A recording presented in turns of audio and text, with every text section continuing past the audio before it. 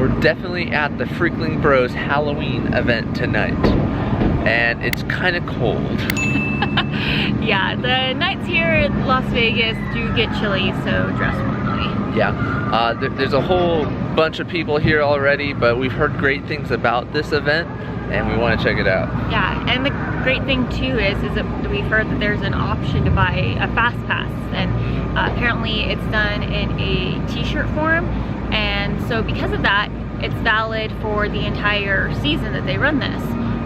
So that way you only have to pay for fast pass once, and you could just keep buying tickets and come back over and over. So that's a really nifty, cool thing that they can do. Yeah, let's go check it out. So upon entering, everybody gets their pictures taken. They take like 4 or 5 pictures behind that green screen. They do have an ATM machine over there because they do only accept cash. And so it's $40 for all 3 mazes, or $15 for Coven, $15 for Vampire, $17 for Gates of Hell. So we got our tickets.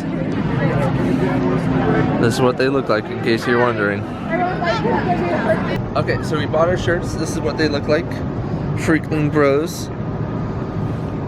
And they're pretty big. Like, this is like, it feels like an extra large. However, I'm gonna keep it bundled up because it is freezing out here. So yeah, I'm staying warm. So by the way, you buy the t-shirts over here in this mill area. They're $15 each, and it's well worth it because A, you get a t-shirt, and B, you get front of the line, which is amazing all in its own. And C, you can use it multiple times. Yes. Keep buying tickets. So just a quick FYI, they do not allow filming in any of these houses. So once again, we cannot show you footage of the actual houses themselves.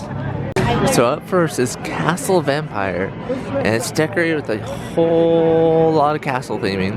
Over there's where you buy the tickets. But yeah, look at those eyes, and there's a mouthpiece. But yeah, if you buy a Fastlane ticket, you go in on this right-hand side here, where these glowing lights are, and you enter.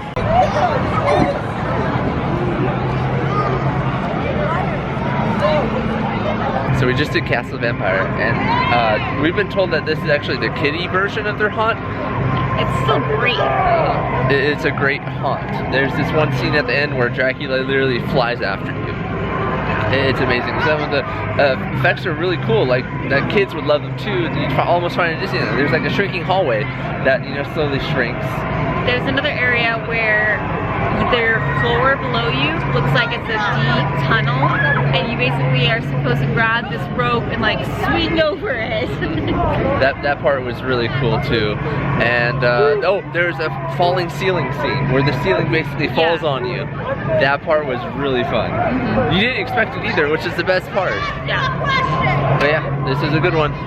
Okay, so up next is Coven of 13, and here's what it looks like on the outside. It has skulls with fog machines. So each one of these mazes has a scare actor outside that asks for, you know, new people to be sent up. And when the people come up to him, each of the scare actors actually explains the rules of the scare maze. The rules are usually the same, like, hey, don't touch stuff, don't run, no lights, no phones.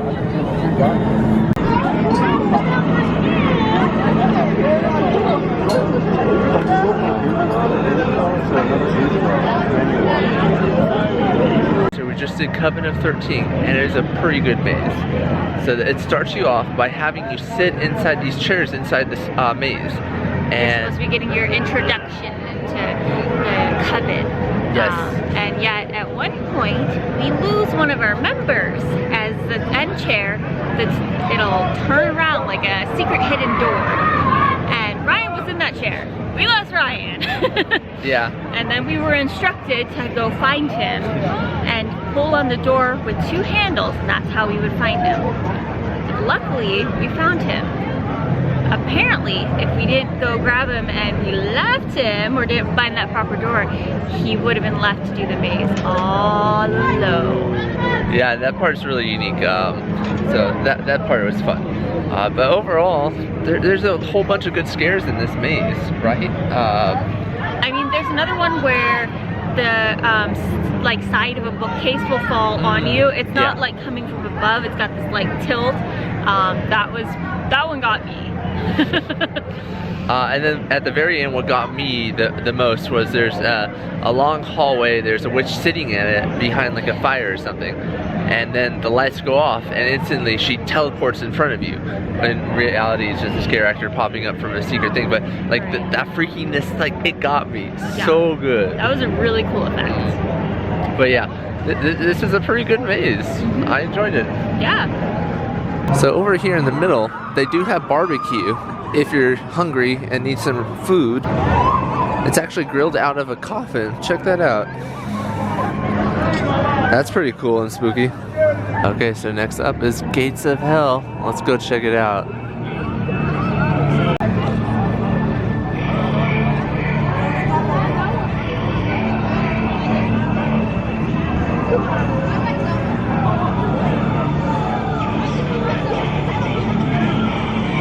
Okay, so we just got out of Gates of Hell and we had to sign an extra waiver for it. Because this one, they can actually touch you. Yeah, and they definitely touch you in this. There's one scene where she has like an electric shocker attached to her hand. She literally like rubs your hair with it and shocks you in. It's very shocking. It's shocking. You can feel the heat from it.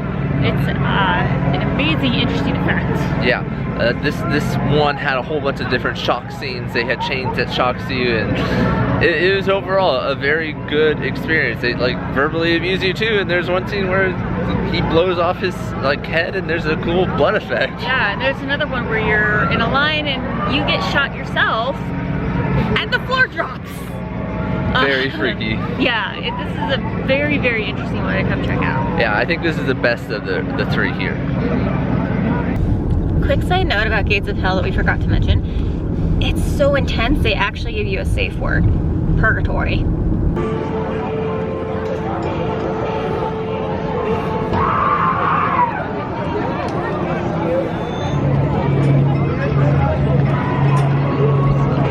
So quick side note, this is on like a gravel, area. So your shoes will get dirty because, they just installed the trailer trucks that all these mazes are on this gravel, rock road. Okay, so over here is where you enter. They do a small security check and then they take like 5 pictures of you and you can view the pictures over here and potentially buy them. Okay, so quick side note, as we're walking out of the parking lot, they show you your pictures. Some of them are good. They actually have a picture section in the maze itself in Gates of Hell. So when you're being like shot and loaded up against a wall, they actually take your picture, which is pretty cool. I wish more events did that. We're all done with the mazes here at the Freakling Bros. And wow, that was amazing. Probably one of the best haunts I've ever been to myself. What about you? Yeah, that was pretty interesting. I've never been to one before where they can touch you. That in and of itself makes this a worthy and unique event to come to. Yeah. So I would definitely recommend it. And the things they do with some of their mazes, I don't think they could do in California for whatever reason our laws have, but... Yeah, the closest thing we've ever experienced was some stuff sort of similar to Idaho, to, I think it's Scarywood. Yeah. Yeah, so that's the closest. So it was definitely a new experience. This was an amazing haunt though. I recommend it to anyone if you're in the area. Come here and do Freakling Bros. Or even if you're not in the area. Las Vegas is like on the flight path for like everything. And yeah. This is so good. If you have a significant other that's always on the fence about Vegas, but they love Halloween, maybe this is your way to tempt them. Yeah, this is an amazing event. Come and do it.